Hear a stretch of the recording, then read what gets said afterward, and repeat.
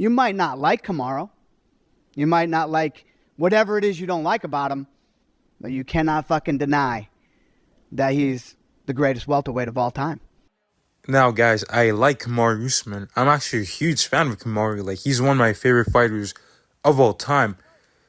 And, I've been very biased, like, in certain prediction videos and certain takes and topics, but, I'm going to try to stop doing that. And in this one, I got to be honest. Like, I like Kamaru Usman. He had a great run, and it's not over for him, but I don't think he is the greatest welterweight of all time. I think that George St-Pierre still holds that title. I mean, the stuff that he did, the way he was able to just dominate opponents back to back, he didn't finish his opponents too often, but I still find it very impressive that he was able to, dominate some fighters for 25 minutes on the feet or on the ground.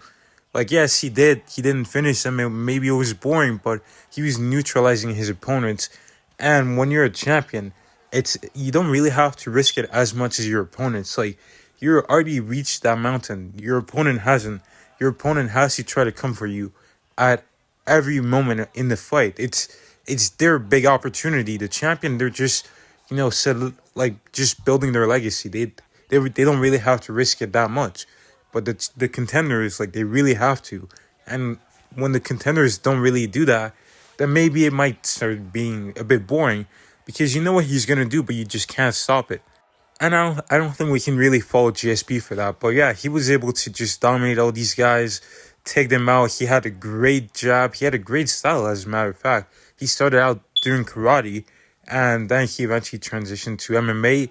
He didn't really wrestle growing up, but what separated him from the rest and what made him a champion was the fact that he was always willing to learn. Like, he said that he went to, like, Thailand to, like, get better at his Muay Thai. He went to, like, certain places in the U.S. and trained with, like, the Olympic team to get better wrestling. He trained boxing with Freddie Roach. And he trained jiu-jitsu with John Danaher. Yeah, he trained jiu-jitsu with John Danaher.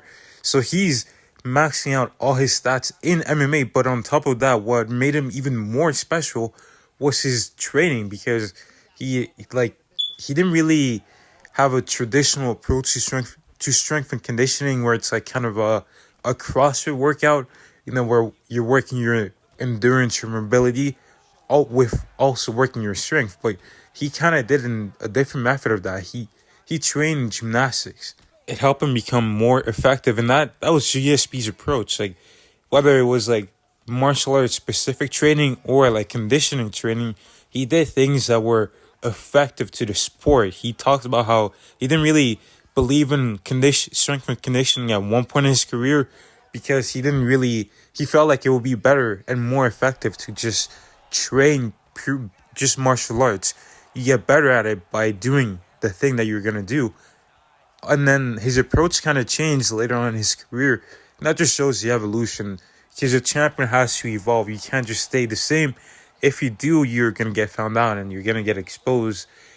But GSP was able to become a long-reigning champion by just constantly seeking ways to get better. And Kamaru Usman, he is the second greatest welterweight of all time.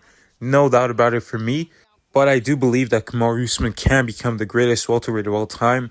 First of all, I think he just needs to focus on the 170-pound division. Forget about the midweight division. And during this time off, I think he should do something similar to what George St-Pierre did and work on your holes. Like, work on where you're lacking a bit. You can go and train at a boxing gym. You can go out and work on your jiu-jitsu. Maybe you can even go and, like, work on different types of takedowns, because obviously the wrestling, it was working well against Leon Edwards, but for the most part, Leon he had some answers for the traditional takedowns.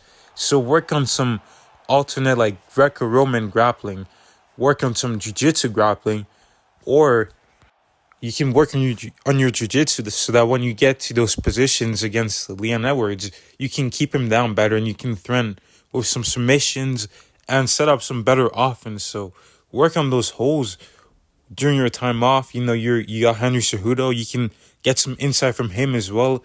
Your homies with Khabib, or your homies with Islam as well. So you can actually go and train at AKA here and there, whenever he's in camp, and just work on like all those aspects of your game and just go traveling. Obviously, it's hard because he has a daughter and everything, but that's you gotta make some sacrifices unless you just want to keep losing. If you want to get better, if you want to get that belt back, and if you want to claim that greatest of all time status in the welterweight division, you're gonna go out. You're gonna have to go out in your comfort zone and just work on everything.